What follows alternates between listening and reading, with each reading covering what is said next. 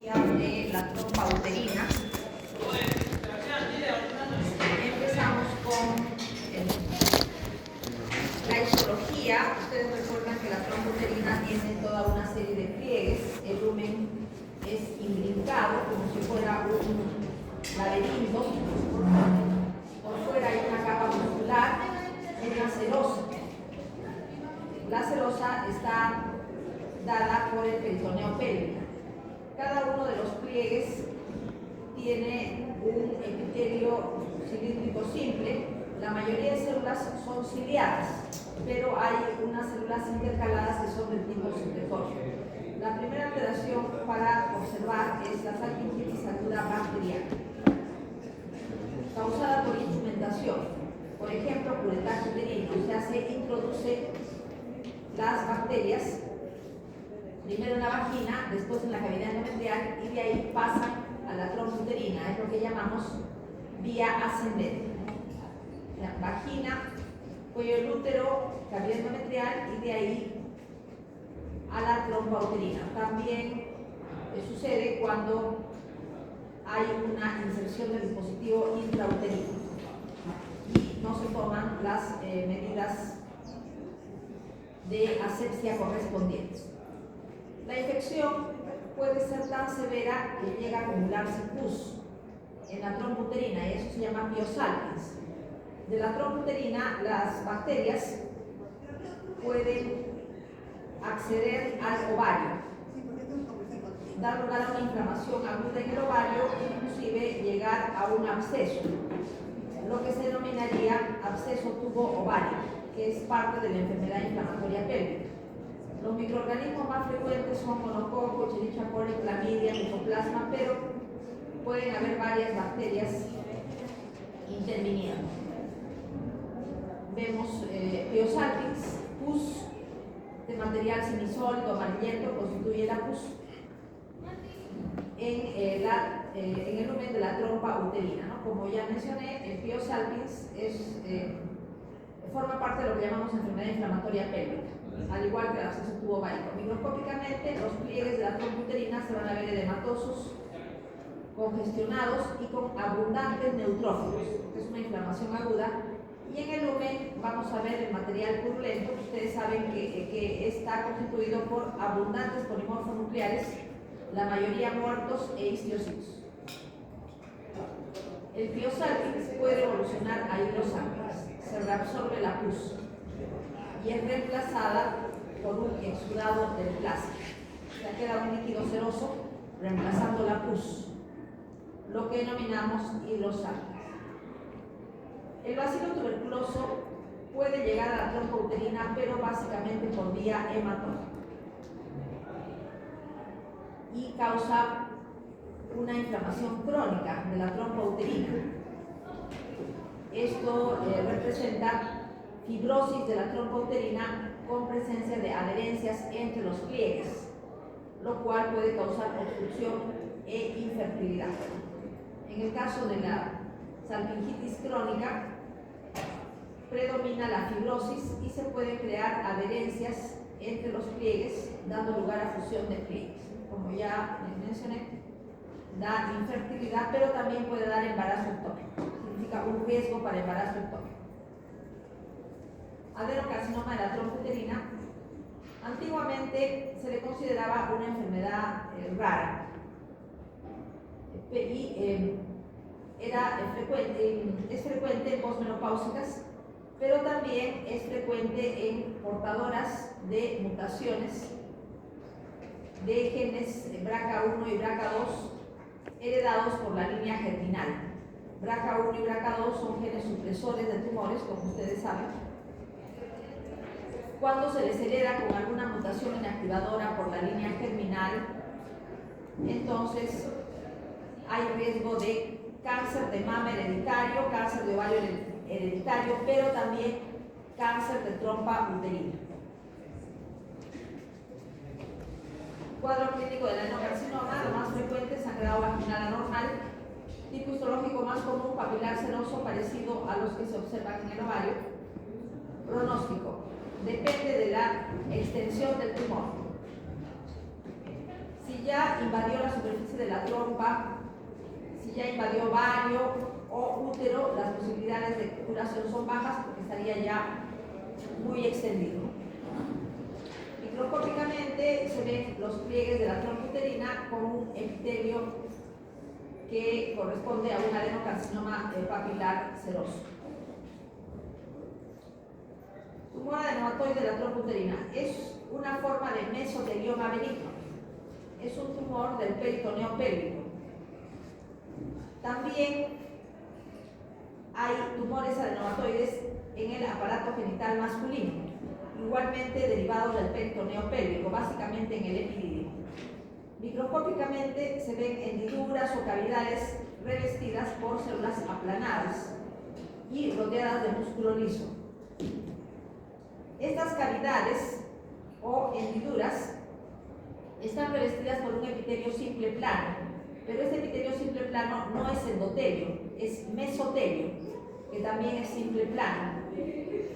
Por este aspecto, cavidades o hendiduras parece un hemangioma, parece un tumor vascular, pero en realidad estamos viendo que no es un tumor vascular, sino es un tumor que deriva del peritoneo pélvico.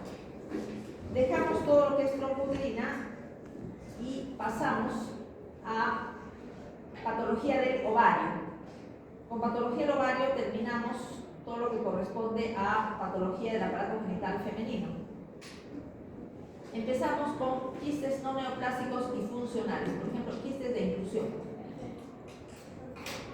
Son consecuencia de invaginaciones del epitelio de superficie o de células desprendidas del epitelio tubario.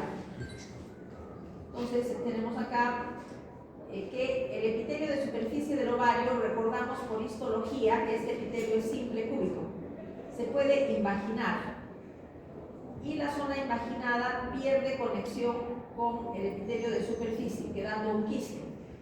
Se denomina quiste de inclusión, constituido por un epitelio simple cúbico. Acá hay varios quistes de inclusión. Vamos a ver un esquema. Entonces, recordamos el epitelio de superficie del ovario. Recubre toda la superficie del ovario un epitelio simple cúbico. Y este es el epitelio que se invagina para dar lugar a los quistes de inclusión.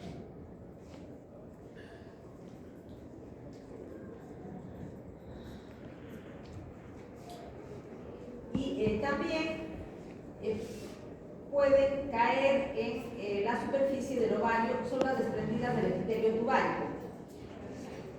En esos casos, las células desprendidas se pueden implantar en una zona del ovario que no tenga epitelio.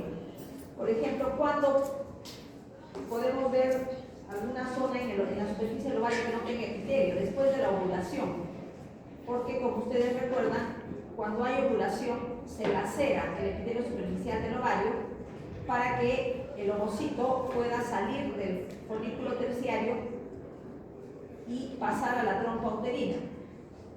Entonces se forma como una pequeña herida en la superficie del ovario y ahí pueden implantarse células desprendidas de la trompa uterina. Vemos también folículos quísticos y quistes foliculares.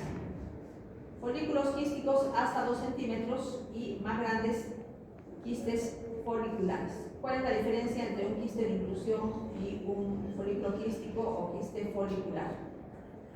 Tenemos que el quiste de inclusión deriva del epitelio de superficie.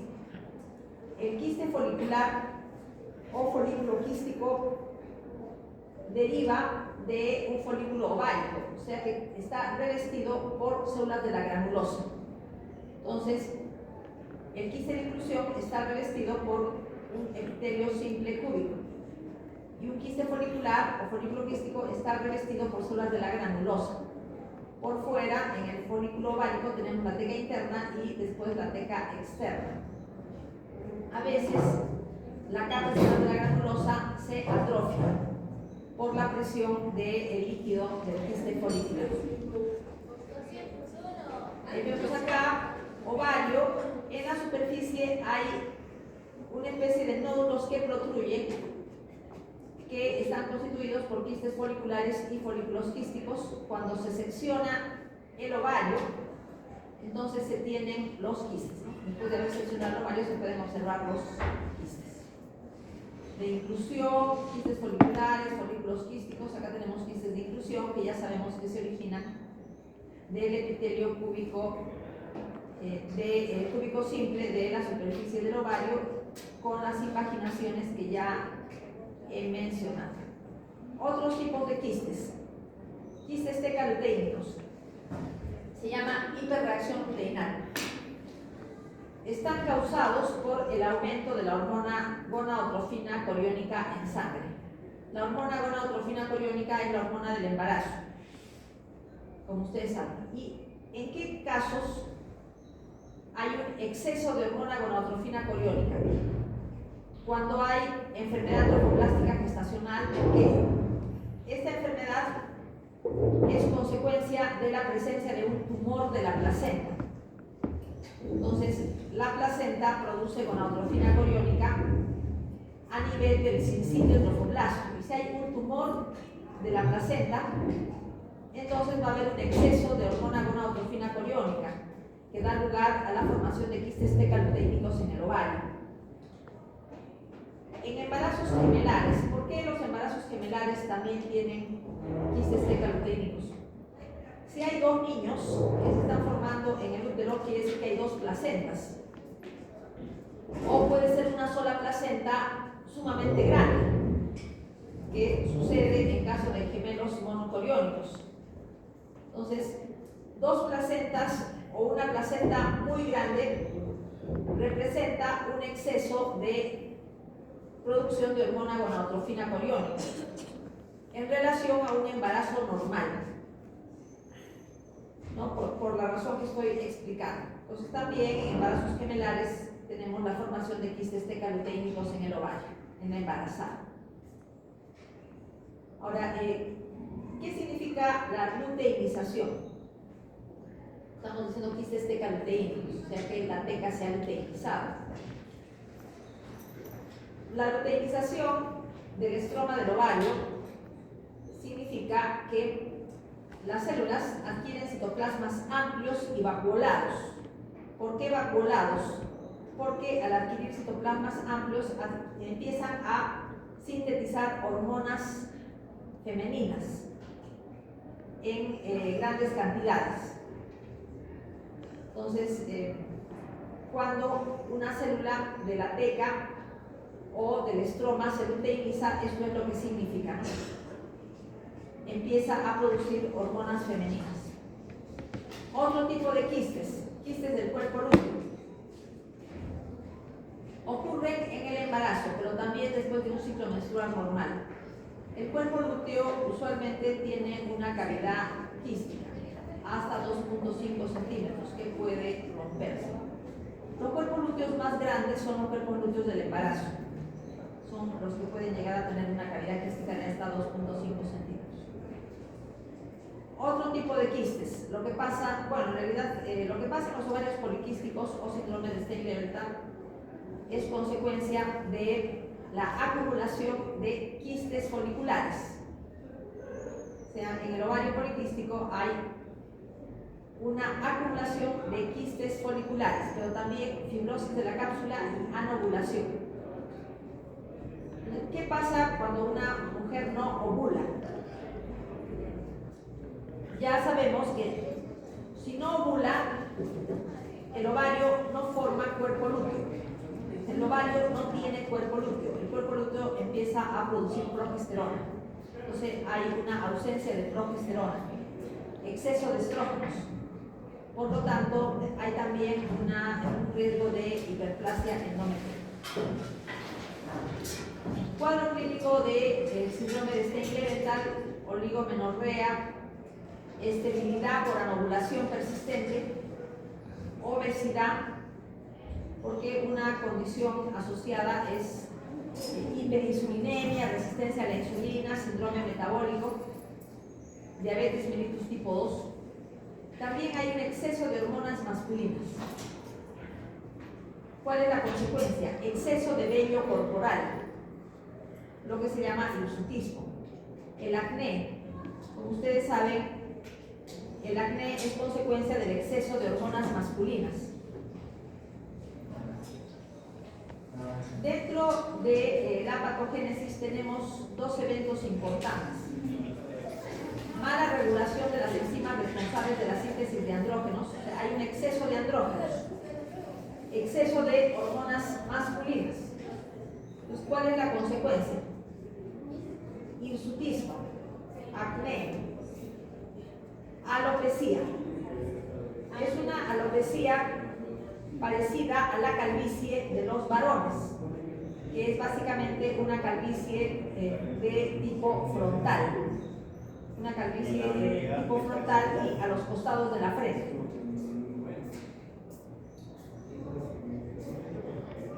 Pero además, también las mujeres con el síndrome de Stein-Leventhal tienen hiperplasia endometrial y riesgo de adenocarcinoma endometrioide. ¿Por qué?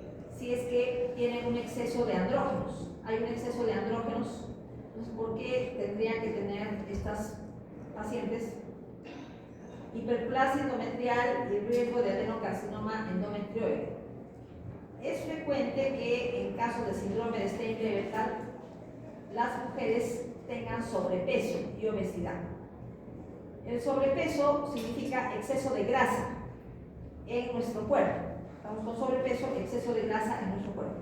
Y el tejido adiposo tiene una hormona, no es hormona, una enzima que se llama aromatasa.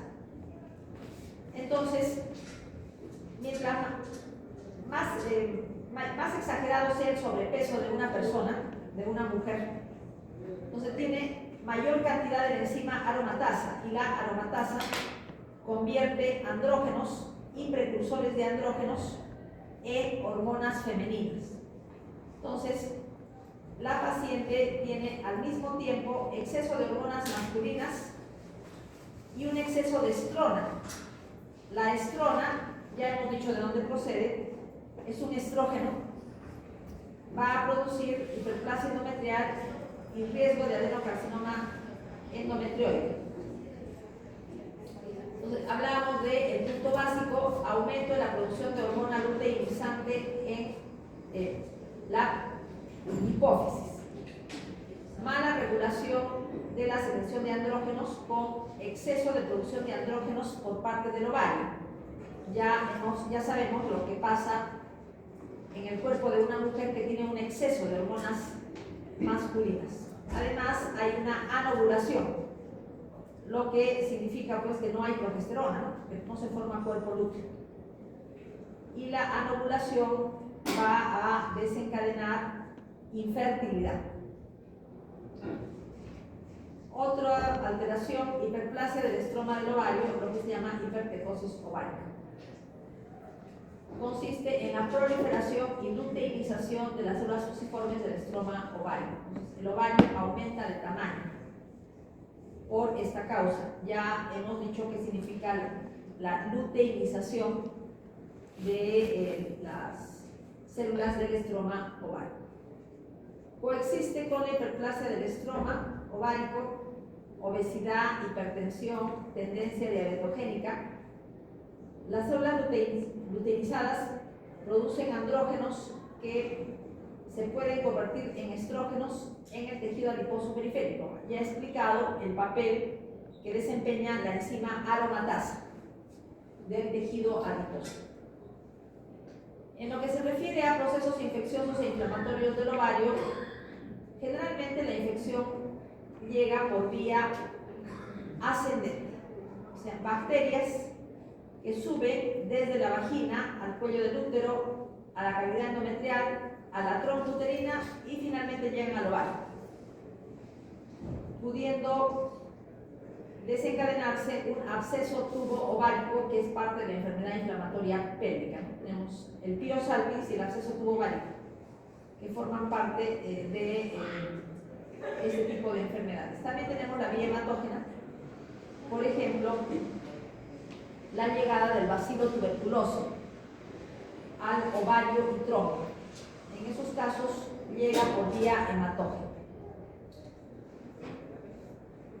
En el caso de la vía ascendente, generalmente hay un antecedente de aborto previo o parto. Entonces, se agrega una infección debido a prácticas deficientes de antisepsia en el momento de realizar el aborto. Por eso, la enfermedad inflamatoria pélvica es frecuente en casos de aborto clandestino. Y también complicación del parto cuando el parto no se realiza en condiciones de asepsia adecuadas. Pasamos a tumores del ovario. 3 tipos de tumores del ovario. Tumores epiteliales. Derivan del epitelio de superficie del ovario.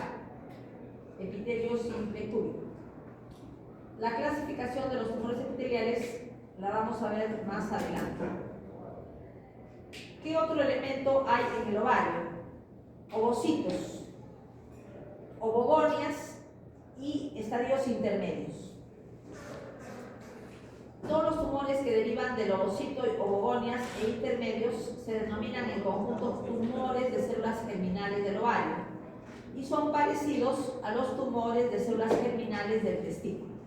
Van a ver que es prácticamente el mismo tipo de tumor.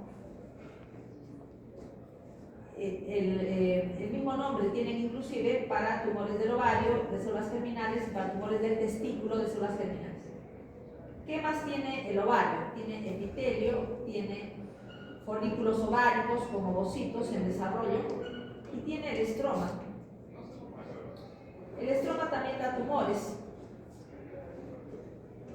Tenemos los tumores, pero los tumores del estroma tienen actividad hormonal, producen hormonas. ¿Quiénes producen hormonas femeninas? Tenemos, por ejemplo, el tumor de células de la granulosa, el tecoma y el fibrotecoma. Producen hormonas femeninas.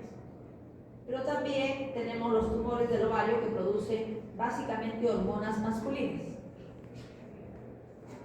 Tumor de células de Leydig-Sertoli. Las células de Leydig y las células de Sertoli no son células normales del ovario, pero están en el testículo. ¿Y por qué tendría que haber tumores de células de Leydig-Sertoli en el ovario? No se comprende bien, ¿no es cierto? Pero se considera que en algún momento la gonada ha sido indeterminada, igual en el varón que en el sexo femenino. Entonces se considera que pueden haber quedado células de Leydig-Sertoli de esa época que van a dar este tipo de tumores. También tenemos células de Leydig normales en el hilio del ovario. En este caso sí son células de Leydig que sin poderse comprender bien están en el hilio del ovario y dan lugar a tumores. Tumores que están en el hilio del ovario se llaman tumores de células iliares, ¿no? O tumor puro de células de Leydig, tumor puro de células de Leydig. Como ya he mencionado que son células de Leydig normales que están en el hilio del ovario. Vamos a empezar con los tumores del epitelio superficie. Pueden ser serosos, mucinosos, endometrioides, células claras y de células transicionales. ¿De qué depende el nombre del tumor del epitelio superficial? Depende del epitelio al cual se parece. Los serosos, el epitelio se parece al de la trompa uterina, pudiendo tener células ciliares. Mucinosos, el epitelio se parece al epitelio del endocérvix o al epitelio del tubo digestivo. Tumores endometrioides, evidentemente el epitelio que forma parte del tumor se parece al endometrio. ¿no? Que puede ser, ese parecido al endometrio puede ser parecido con endometrio normal o endometrio con hiperplasia típica o no atípica. Tumores del epitelio, tumores de células claras del ovario, ¿no? Son una variante de los tumores endometrioides. ¿Por qué se dice que las células son claras? Porque tienen en el corte histológico un citoplasma que se ve blanco. Porque en el citoplasma hay lípidos, glucógeno y mucina. Todo eso se disuelve durante el procesamiento histológico. Entonces quedan células con citoplasma de aspecto vacío. Y los tumores de células transicionales son tumores del epitelio ovárico en las que el epitelio se parece al de las vías urinarias. O sea, en el tipo de tumores de células transicionales, el epitelio se parece al urotelio. Empezamos con los serosos. Afectan a mujeres adultas, son frecuentemente bilaterales, 30 al 50%. En segundo lugar, en cuanto a bilateralidad, están los tumores mucinosos, pero tienen un porcentaje menor. Acá tenemos 30 al 50%, son bilaterales. Ya dije que el epitelio en las formas serosas es similar al de la mucosa de la trompa uterina y puede tener células siguientes. Voy a mencionar algunas reglas para dar nombre a los tumores epiteliales del ovario. Tiene importancia el aspecto macroscópico. Si son predominantemente quísticos, se llama cistadenomas serosos. Un cistanoma seroso es un tumor epitelial benigno del ovario de tipo quístico, pero puede ser maligno también y ser de tipo quístico. Se llamaría cistadenocarcinoma seroso. Entonces, maligno, seroso y de tipo quístico. Pero tenemos una forma intermedia, cistadenoma seroso borderline. Es una forma intermedia. No es 100% benigno, pero tampoco es 100% cáncer, por eso se les coloca en una categoría especial. Se trata de tumores que tienen atipia nuclear en el epitelio, pero no infiltran el estroma del ovario. ¿Qué pasa si un tumor seroso del ovario es sólido, predominantemente sólido? Se le llama adenofibroma seroso, si fuera benigno.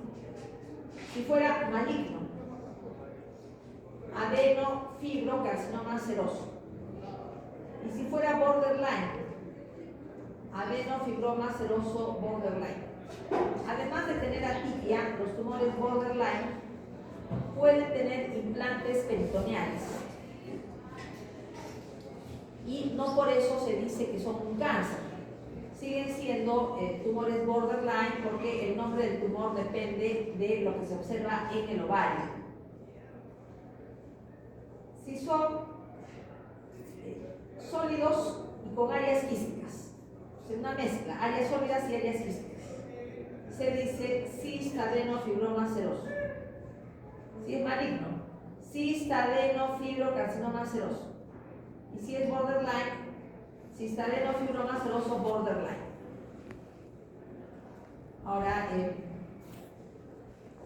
los tumores borderline son muy papilares. Pueden tener implantes peritoneales, como ya mencioné. Pueden tener atipia nuclear. Pero no infiltran el estroma, no infiltran el tejido conjuntivo que está debajo del epitelio. Tenemos también los cistadenocarcinomas serosos. Acá ya no se ven papilas, se ven nódulos sólidos en el quiste. Cuando son papilares, Generalmente se trata de tumores borderline. Acá vemos un tumor benigno, cistadenoma papilar seroso borderline. O sea, tiene papilas, pero tiene también áreas que están de aspecto liso. Ya mencioné qué significa borderline. Ahora, en este tumor vemos un crecimiento de las papilas hacia adentro del quiste, pero en algunos casos el tumor crece en la superficie del quiste hacia afuera. O sea, acá vemos que crece hacia adentro, pero también el tumor epitelial puede crecer del epitelio de superficie hacia afuera. Y se dice que se trata de tumores serosos con crecimiento exofítico en la superficie del ovario. Entonces vemos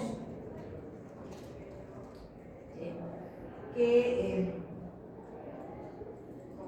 se produce un crecimiento, si de la superficie del ovario, el tumor crece hacia afuera. Es un tumor que crece de manera exofítica hacia afuera. En cambio, los quistes crecen dentro del quiste, que está en el tejido ovario. Vamos a ver otro esquema. Si este es el ovario y este es el epitelio de superficie del ovario, se ve que el tumor crece hacia afuera. Hay una proliferación hacia afuera. Y el nombre, papilomas serosos de superficie, benignos. Tumores papilares serosos de superficie borderline y adenocarcinomas serosos de superficie. Existen las tres posibilidades: benigno, borderline y maligno. Si crece en la superficie hacia afuera, existe un mayor riesgo de implantes en el peritoneo. Y vamos a ver cuándo los implantes brindan mal pronóstico. La mayoría de implantes puede regresionar solo, otros permanecen como implantes no invasivos. Sin embargo, algunos implantes muestran infiltración de la lámina propia, infiltración del tejido subepitelial. Entonces, en ese caso se tratará de una neoplasia maligna, como ya mencionaba, adenocarcinoma seroso de la superficie. Mencionaba que los tumores epiteliales serosos y mucinosos básicamente pueden ser benignos, borderline y malignos. El maligno infiltra el tejido conjuntivo subepitelial. El tumor seroso borderline tiene una arquitectura papilar compleja, pero no infiltra el estroma de las papilas. Puede tener implantes peritoneales. Y si es un tumor benigno, va a estar constituido por células cilíndricas ciliadas o células cilíndricas bajas, también ciliadas.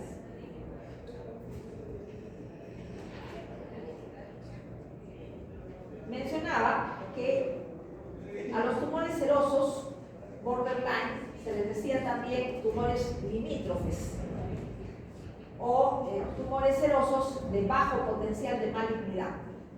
Los núcleos son atípicos, similares a los del carcinoma.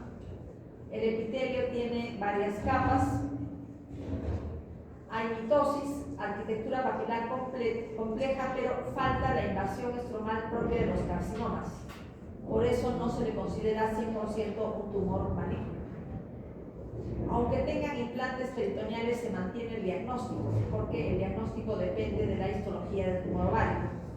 Si la histología del tumor ovárico es de tipo borderline, entonces, aunque tenga implantes peritoneales y esos implantes peritoneales sean invasivos, no se cambia el nombre. sigue siendo un cistadenoma seroso borderline. De todas maneras, cuando los implantes peritoneales son invasivos, infiltran la lámina propia, el tumor ovárico ya adquiere mal pronóstico. Este es un tumor seroso borderline. Se ve un epitelio con varias capas y una artipialera. No hay infiltración del estroma. En cambio acá, cistadenocarcinoma seroso papilar. Acá sí se ha producido infiltración del estroma. Los tumores del ovario se pueden dividir en dos tipos.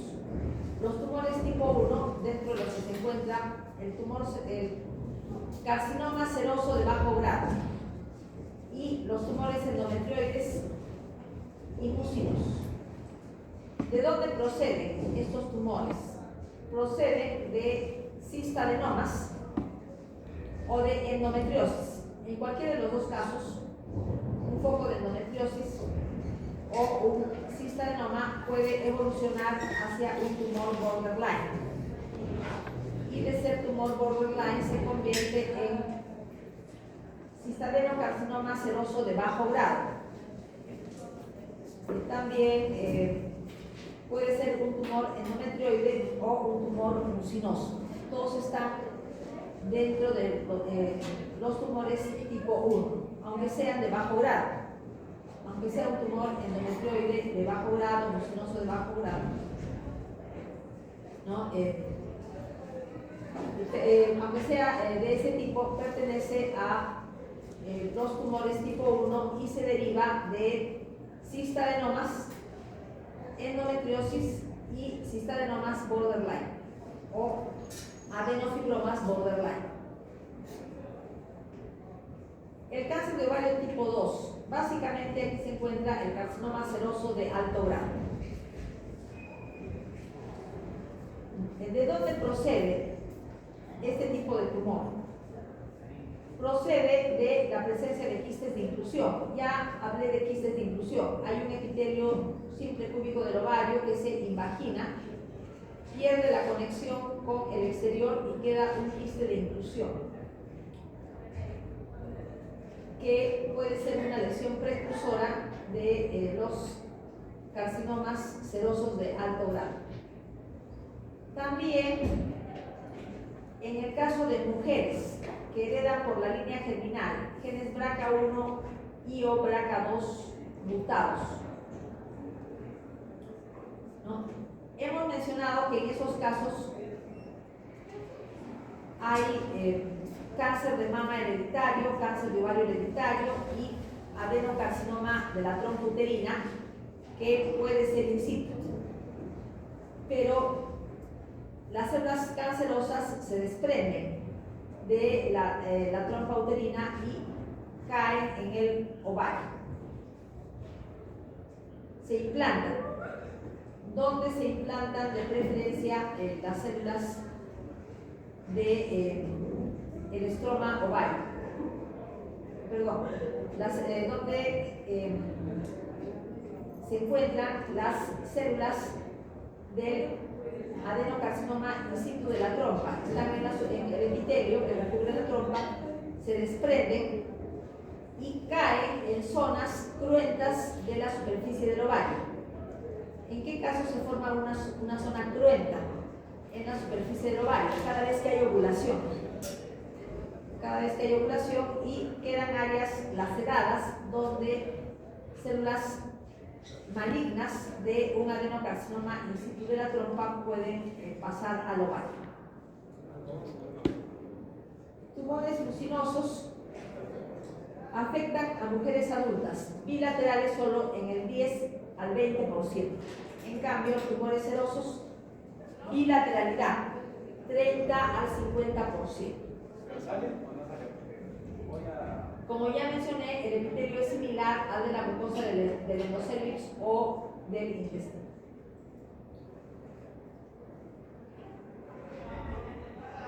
¿Cómo se clasifican los tumores mucinosos? Siguiendo las reglas que ya les he mencionado. predominantemente quísticos, benignos, cistadenoma mucinoso, cistadenoma mucinoso borderline, cistadenocarcinoma mucinoso. Hay que tener en cuenta que los tumores quísticos benignos son frecuentemente multiloculados, varias cavidades revestidas por epitelio mucinoso, y en la pared tenemos septos del tejido conjuntivo. Podemos ver el epitelio mucinoso y el tejido conjuntivo con epitelio. También tenemos los cistadenomas mucinosos borderline y los cistadenocarcinomas mucinosos. Si tienen áreas sólidas y quísticas, los sólidos son muy raros. O sea, un tumor mucinoso rara vez es predominantemente sólido. Lo más frecuente es que tengan áreas sólidas y quísticas. Tenemos el cistadenofibromas mucinoso, cistadenofibromas mucinoso borderline y cistadenofibrocarcinoma mucinoso. Vemos acá un tumor de ovario de tipo mucinoso con muchos quistes, un tumor multiquístico. Puede estar constituido por células del epitelio gastrointestinal o células del endocélico. Tumores mucinosos borderline o de bajo potencial de malignidad. Microscópicamente tienen las mismas características y el mismo significado biológico que los tumores serosos del mismo tipo. Hay, por ejemplo, acá el tumor mucinoso borderline atipia nuclear. Atipia nuclear. Entonces sería un borderline.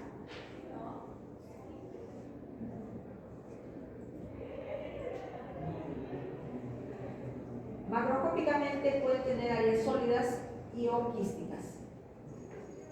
Microscópicamente el tumor endometrioide es de tipo endometrial. El epitelio parece endometrio. Puede coexistir hiperplasia endometrial, adenocarcinoma de endometrio con un tumor endometrioide del ovario. Eso significa neoplasias sincrónicas. No significa metástasis.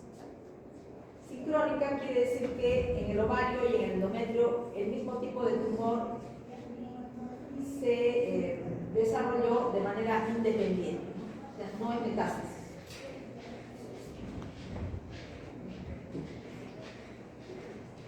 Los tumores endometrioides,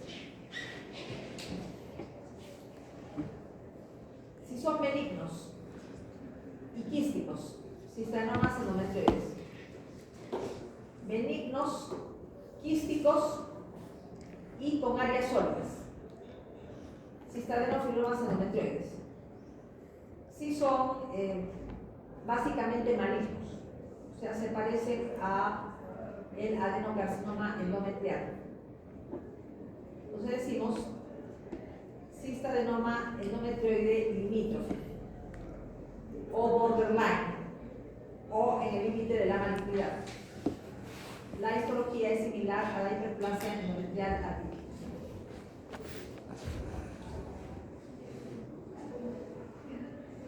Macroscopía. El tumor es predominantemente sólido, pero puede tener algunas áreas quísticas. ¿Por qué reconocemos que es un citoplasma parecido al endometrio? Las células son cilíndricas, los núcleos son centrales y el citoplasma es denso. Los tumores mucinosos tienen células cilíndricas con vacuola de mucina y núcleo basal.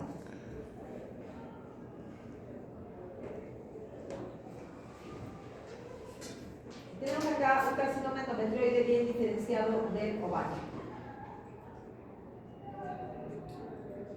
Los tumores de células claras generalmente son variantes específicas de los tumores endometrioides. Macroscópicamente son quísticos, con áreas sólidas y quísticas o predominantemente sólidos.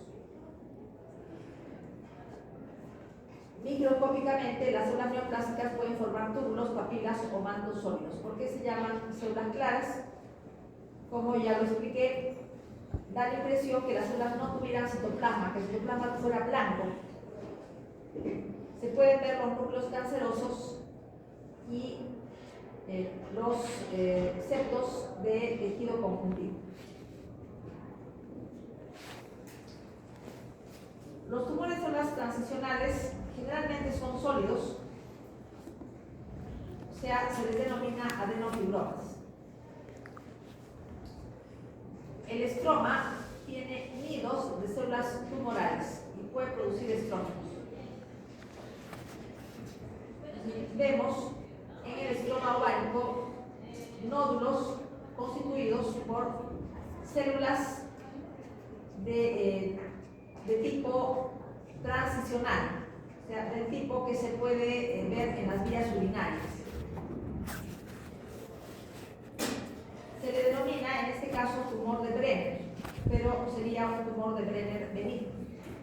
El componente epitelial y el componente estromal son benignos. Pero también hay formas intermedias, como lo voy a explicar ahora. Formas intermedias de tumores transicionales. Tumor de Brenner proliferativo atípico. Parecido al carcinoma de células transicionales de bajo grado del tracto urinario. Tumor de Brenner maligno, nido de células tumorales benignas y nido de células tumorales malignas. Carcinoma de células transicionales, más del 50% del epitelio es de tipo tumoral y maligno.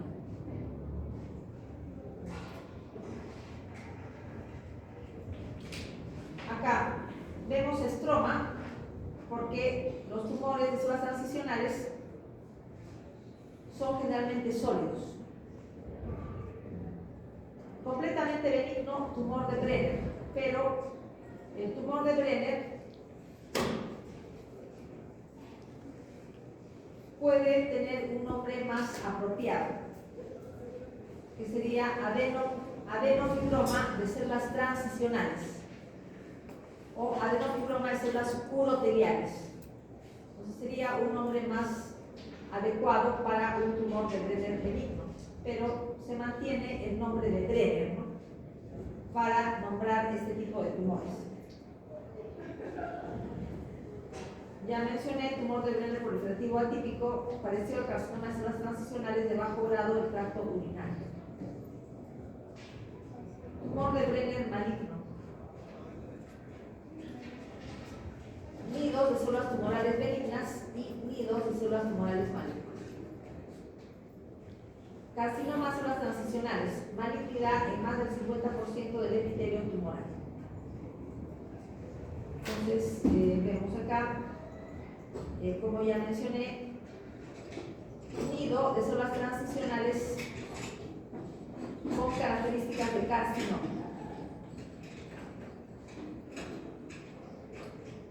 Factores predisponentes de tumores malignos del epitelio superficial del ovario. Cada vez que una mujer ovula, tiene que lacerarse el epitelio de superficie del ovario. Y después eso queda como una herida, esa herida cicatriza y se reepiteliza.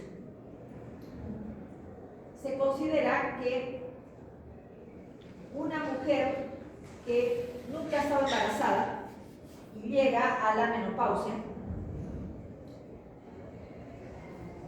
es una mujer que ha tenido una ovulación todos los meses por muchos años. Y eso significa que la laceración del epitelio de superficie del ovario ha sucedido muchas veces. Por ejemplo, alrededor de 12 veces al año, por muchos años, porque es una mujer que nunca ha estado embarazada. Entonces, ese tipo de mujeres es el tipo que tiene más riesgo de un carcinoma ovárico. Ahora, ¿quiénes están protegidas o tienen una incidencia baja de tumores malignos del epitelio superficial del ovario. Aquellas que no ovulan, porque la ovulación significa ruptura del epitelio superficie del ovario. Se forma una herida que después cicatriza. Pero el estarse formando ese tipo de heridas todos los meses es riesgo de carcinoma. Entonces, ¿quiénes están protegidas? Las que no ovulan. No ovulan las mujeres que durante varios años han usado anticonceptivos orales para prevenir el embarazo. No deseaban quedar embarazadas. Entonces utilizaban anticonceptivos orales. Ahora, las mujeres multíparas también están protegidas. Cuando una mujer está embarazada, durante 9 meses no menstrua, no tiene periodos, hay amenorrea, ¿no? Y eso quiere decir que una mujer que ha tenido por lo menos 4 o 5 hijos, ha tenido 4 o 5 periodos de 9 meses que no ha ovulado, eso la protege de los tumores malignos, los carcinomas del ovario. Lo mismo la lactancia. ¿Por qué protege la lactancia? Después del parto, la mujer inicia la lactancia y los primeros meses de la lactancia no hay ovulación, ¿no? Entonces las mujeres multíparas y que han lactado a los hijos están protegidas hasta cierto tiempo, hasta cierto punto de los carcinomas del ovario. Las mutaciones heredadas de los genes supresores BRCA1 y BRCA2 tienen riesgo de cáncer de mama hereditario, cáncer de ovario hereditario y adenocarcinoma in situ de trompa uterina. La endometriosis también predispone para la aparición de tumores malignos del epitelio superficial ovario, o sea, carcinomas. ¿Qué pasa con las mujeres que heredan mutaciones que inactivan BRCA1 y BRCA2? Tendencia a un adenocarcinoma ductal mamario. Tenemos también un carcinoma del ovario, derivado del epitelio de superficie,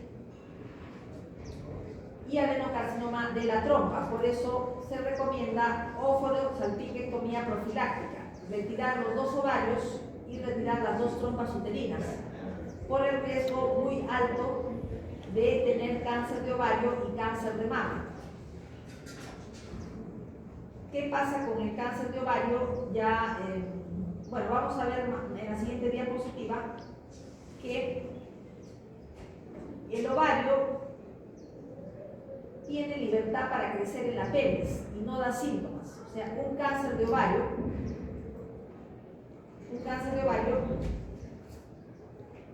va creciendo en la pelvis, pero no da ningún síntoma porque tiene espacio en la pelvis para crecer. Conforme el tumor maligno va avanzando, se producen implantes peritoneales. Estos implantes peritoneales dan lugar a la formación de ascites. Hay ascites. Y además tienen una tendencia a tener implantes peritoneales.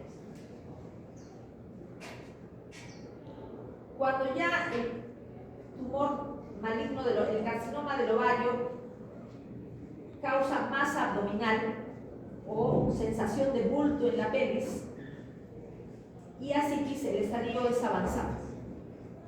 Entonces, según esto, si la mayoría de cánceres del ovario, carcinomas del ovario, se detectan en un estadio avanzado, ¿cómo se podría hacer un diagnóstico más temprano? No hay ningún marcador en sangre periférica que permita confirmar un diagnóstico de un tumor epitelial en el ovario que no sea maligno. Porque el CA125, que se pensaba que podía para diagnósticos, puede encontrar neoplasias de por ejemplo, tenemos los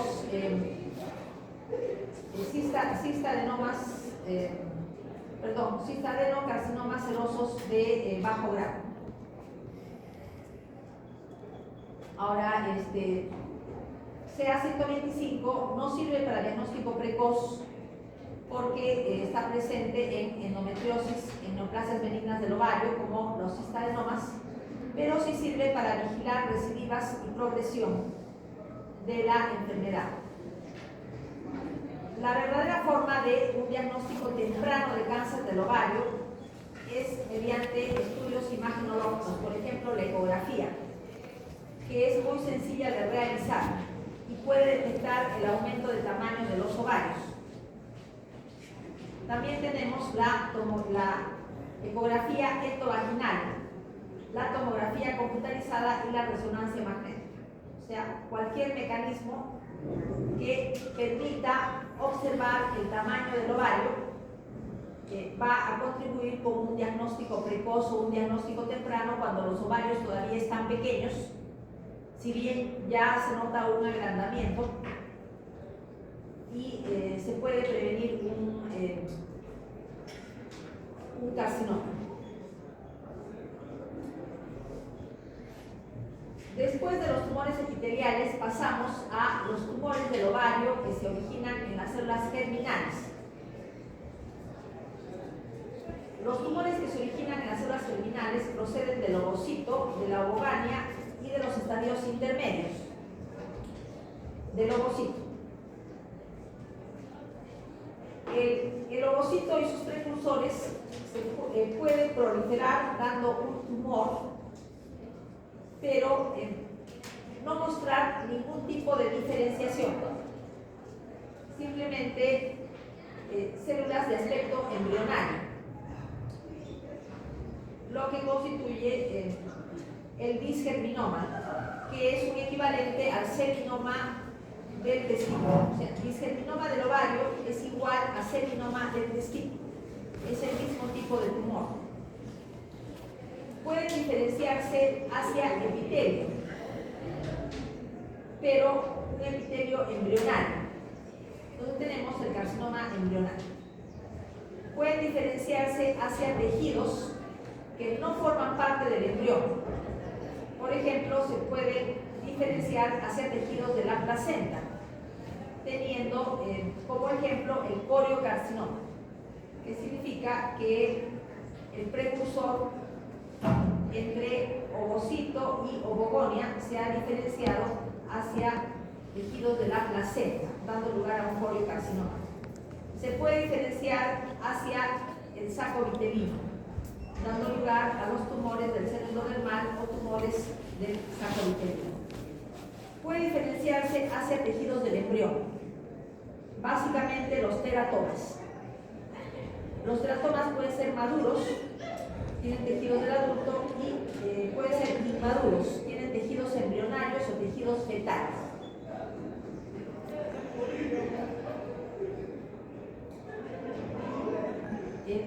Nuevamente hablamos de teratomas. Sabemos que tiene tejidos que derivan de las tres capas del embrión, ¿no? Ectodermo, mesodermo, endodermo. Si los tejidos son del adulto, entonces decimos teratoma maduro. Generalmente son benignos quísticos, pero podemos encontrar tejidos embrionarios o tejidos del feto en el tumor del ovario. Decimos entonces teratoma inmaduro. La mayoría son malignos y sólidos. En el teratoma maduro, algún componente se puede malignizar. Por ejemplo, se puede malignizar la piel del teratoma, dando lugar a carcinomas epidermoides. puede manifiestarse algún componente glandular del teratoma maduro, dando lugar a adenocarcinomas, melanomas, etc.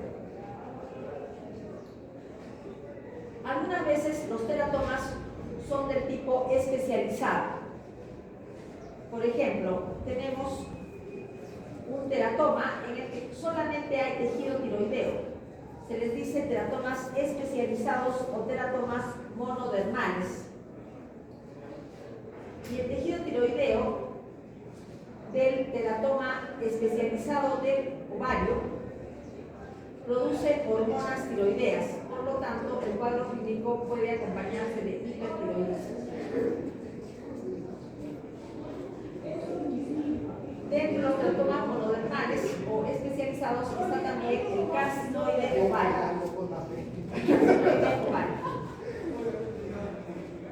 Los teratomas inmaduros, tejidos fetales y embrionarios, afectan a niñas y adolescentes. El componente embrionario está dado básicamente por neuroepitelio,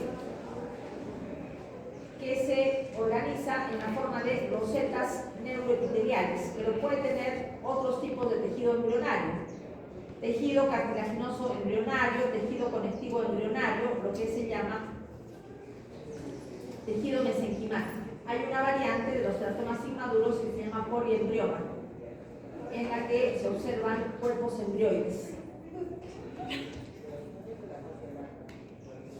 Neuroepitelio o roseta neuroepitelial, constituido por una hendidura central, y alrededor de la hendidura se ubican núcleos alargados en varias capas alrededor de la hendidura. Entonces, esto corresponde a neuroepitelio. También se le llama rosetas neuroepiteliales y son típicas de los teratomas inmaduros. El porcentaje de neuroepitelio en relación al tejido tumoral determina el grado tumoral y la agresividad biológica.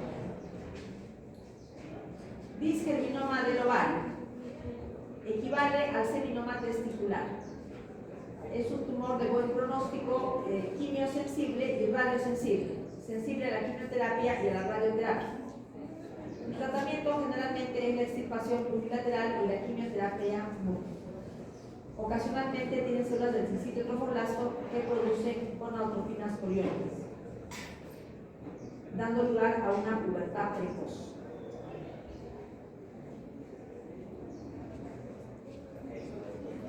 El disgerminoma del ovario puede ser puro o mixto. Mixto cuando está mezclado con otros tumores de células germinales, y las formas puras tienen mejor pronóstico. Si se rompe la cápsula durante la extirpación, el pronóstico empeora. Por inmunohistoquímica, igual que para el seminoma del testículo. Positivo para fosfatasa alcalina placentaria, para c-KIT, que es el CD117. El c-KIT es el receptor del factor de crecimiento de células madre hematopoyéticas. OCT3, OCT4 y NANO son factores de transcripción implicados en el nacimiento, en el mantenimiento de la pluripotencialidad de las células madre. Se ven células no diferenciadas con citoplasmas claros por la presencia de glucógeno, mucina y lípidos que se disuelven en el procesamiento histológico, porque por eso los citoplasmas quedan blancos. Se puede observar el núcleo canceroso y el citoplasma y el contorno celular. Puede identificar los bordes celulares. Hay tractos fibrosos con linfocitos en el estómago, igual que los hay mejor dicho, en el disgerminoma, igual que los hay en el seminoma del testículo. Tumor del seno endodermal o del saco vitelino. Es una neoplasia de niñas y mujeres jóvenes, un promedio de 19 años. No tiene manifestaciones hormonales. No produce gonadotrofina coriónica. cuando produce una neutrofina coriónica, hay pubertad precoz, alteraciones menstruales o hirsutismo. Inclusive puede haber virilización, ¿no? Manifestado como hirsutismo. El que tiene manifestaciones hormonales por exceso de gonadotropina coriónica es más bien el carcinoma embrionario y en menor grado el disgerminoma. Ellos pueden producir gonadotropina coriónica. Sin embargo, el tumor del seno normal produce alfa-fetoproteína y se puede detectar por inmunohistoquímica. La alfa-fetoproteína sirve para confirmar un diagnóstico de tumor del seno endodermal o del saco vitelino. Microscópicamente tiene áreas quísticas y papilares, cuerpos de Schiller-Duval y gotas de material hialino Paz positivo, que son positivos para la alfa-fetoproteína. Lo mismo sucede con el tumor del saco vitelino del testículo. ¿Cómo se ve un cuerpo de Schiller-Duval? Los cuerpos de Schiller-Duval se encuentran en la placenta de rata, pero también se encuentran en los tumores del saco vitelino, del ovario y del testículo. Tienen un vaso sanguíneo central, rodeados por tejido conjuntivo de aspecto embrionario, rodeados por una capa de células epiteliales dentro de una cavidad, y esta cavidad está revestida por dentro también por células epiteliales, o sea, parece un glomérulo embrionario. Los cuerpos de Schiller-Duval son positivos para la alfa-fetoproteína, igual que el resto del tumor del saco vitelino.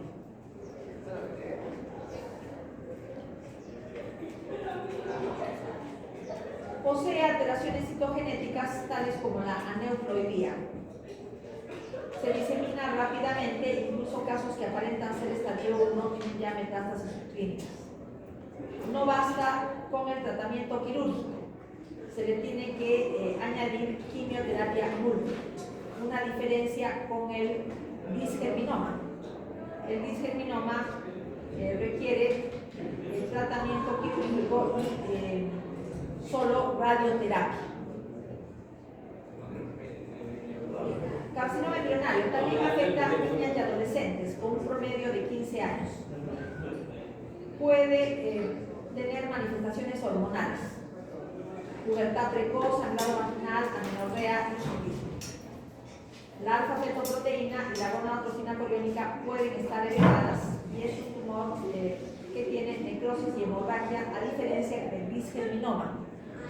El disgerminoma no tiene en realidad necrosis ni hemorragia.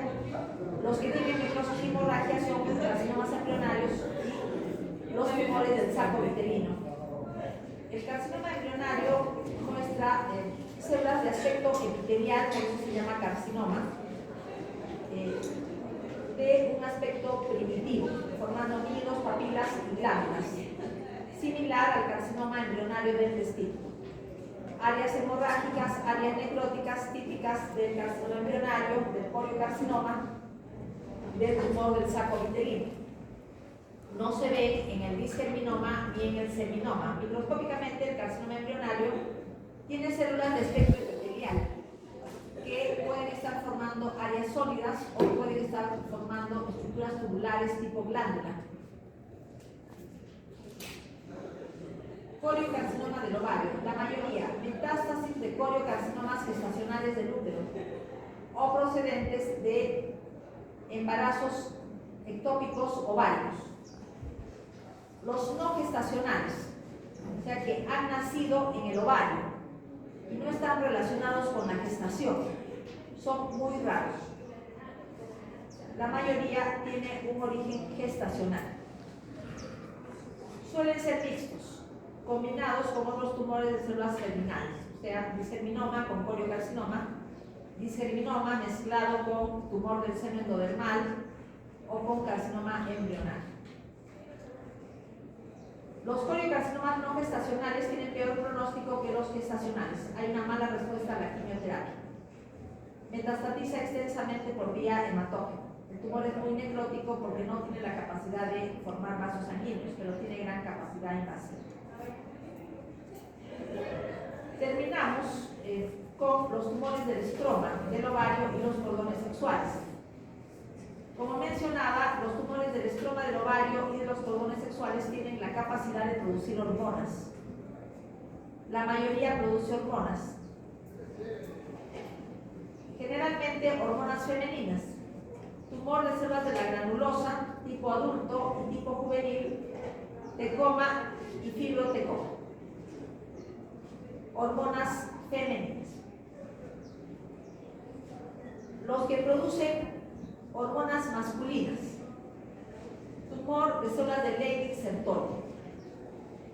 ¿Por qué hay células de la gonada masculina en el ovario? Se supone que son restos de células de la época del desarrollo embriológico en el que la gonada era de tipo indeterminado.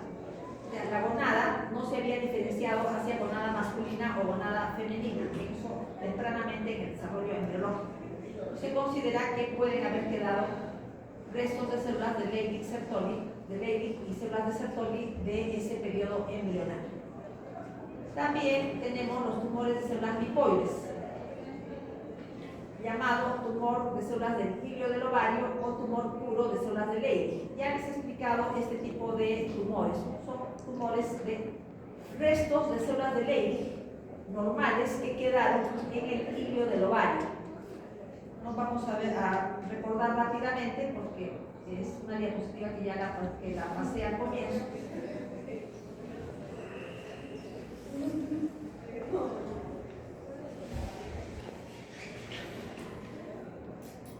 Son células de Leydig normales que están en el hilio del ovario, ¿no? Y en esta zona pueden dar lugar a tumores. Se les llama tumores puros de células de Leydig o tumores de células del hilio del ovario y producen básicamente hormonas masculinas, o sea, producen virilización. Regresamos a los tumores que producen predominantemente hormonas femeninas. Empezamos con el tumor de células de la granulosa. Tumor de células de la granulosa puede ser tipo adulto o tipo juvenil. Tipo adulto afecta a mujeres en edad reproductiva, produce grandes cantidades de estrógenos. Va a haber, por lo tanto, hiperplasia de endometrio y adenocarcinoma endometrial de tipo endometrioide. Raro, puede ser hormonalmente inactivo o más bien producir hormonas masculinas. Pero eso es lo raro. Lo frecuente es que produzca grandes cantidades de estrógenos. Se llama tumor de células de la granulosa del ovario porque nos recuerda a las células de la granulosa del folículo ovario. Les recuerdan a las células de la granulosa del folículo ovario. Y puede dar lugar a estructuras denominadas cuerpos de Cole extra, que se pueden encontrar en el folículo ovárico normal. Un cuerpo de Cole extra es una cavidad rodeada por células de la granulosa. Una cavidad rodeada por células de la granulosa. Se puede ver también en el folículo ovárico normal y en este tumor. También se describen núcleos con un surco central. Se les dice núcleos con aspecto en granos de café. Y se pueden observar básicamente en el tumor tipo adulto. Se observa como una línea de cromatina al medio del núcleo, ¿no? Una línea de cromatina al medio del núcleo. Y se les denomina núcleos con aspecto en grano de café. El tipo juvenil. Si es juvenil, quiere decir que afecta pues, a niñas y a mujeres jóvenes. Sucede en las primeras 2 décadas de la vida. Da pubertad precoz, ¿no? Por el exceso de estrógenos. En una niña le va a dar pubertad precoz. Microscópicamente hay un patrón macrofolicular y difuso, abundantes citosis. Las células pueden tener un aspecto nucleizado, pero no se observan los núcleos en granos de café que se observan en los tumores de células de la granulosa del adulto. Hay un marcador de inmunohistoquímica propio para los tumores de la granulosa, se llama inhibina. O sea, son positivos para inhibina por inmunohistoquímica. Esta hormona inhibina es una hormona del folículo ovárico que inhibe es un tumor del estroma ovárico que inhibe la secreción de la hormona folículo estimulante por la hipófisis. Se puede detectar inhibina por inmunohistoquímica.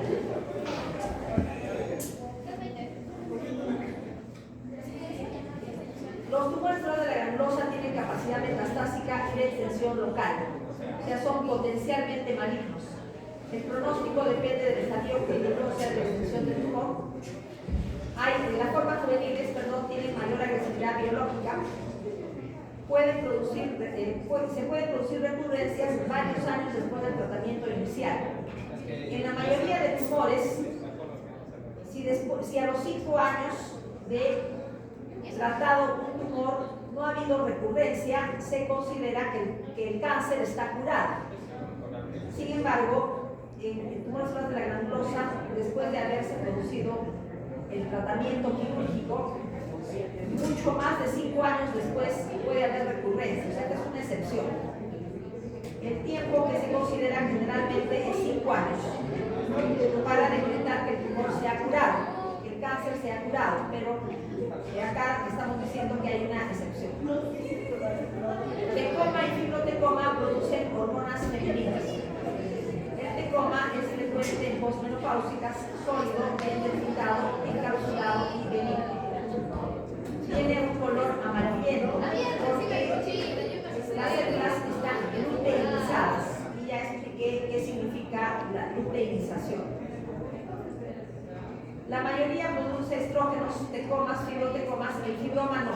El fibroma está muy colagenizado y no produce hormonas.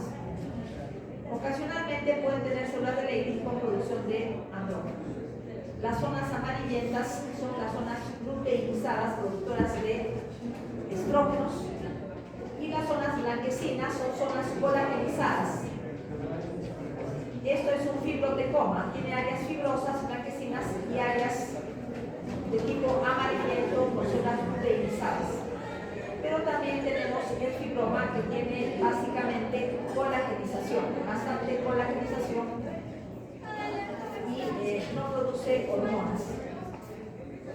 Puede coexistir con el síndrome de carcinoma vasocelular nevoide, se llama también síndrome de Gorlin, y puede coexistir con el síndrome de Meigs. El síndrome de Meigs se caracteriza por el fibroma ovárico con ascitis y derrame pleural derecho.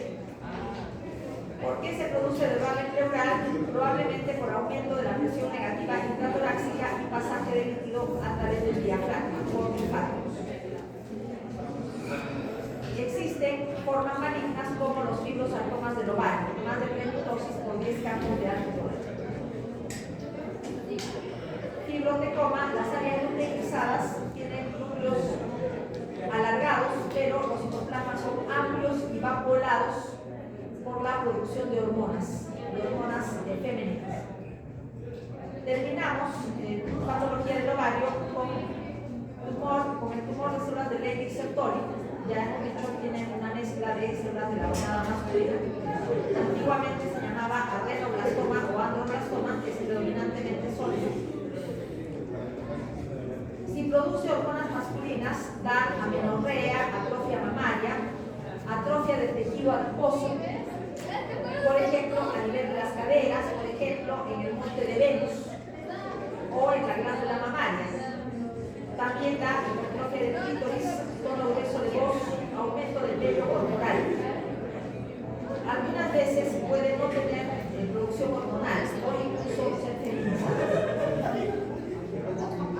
Generalmente tienen una conducta biológica benigna. Pueden metastatizar hasta en el 18% de casos, a menor diferenciación, mayor riesgo de metástasis. Tenemos que en las formas bien diferenciadas, las células de Sertoli adquieren la forma de túbulos, adquieren una disposición en túbulos. Pero tenemos formas menos diferenciadas en las que las células de Sertoli se disponen en clavéculas, y están entremezcladas con células de Levy que tienen un citoplasma amplio, eosinófilo y núcleos redondeados. Con esto terminamos patología del aparato genital femenino y el día viernes vamos a desarrollar patología de la gestación. Pensé que iba a haber tiempo para hacerlo, para desarrollar hoy día algo, pero no ha habido tiempo.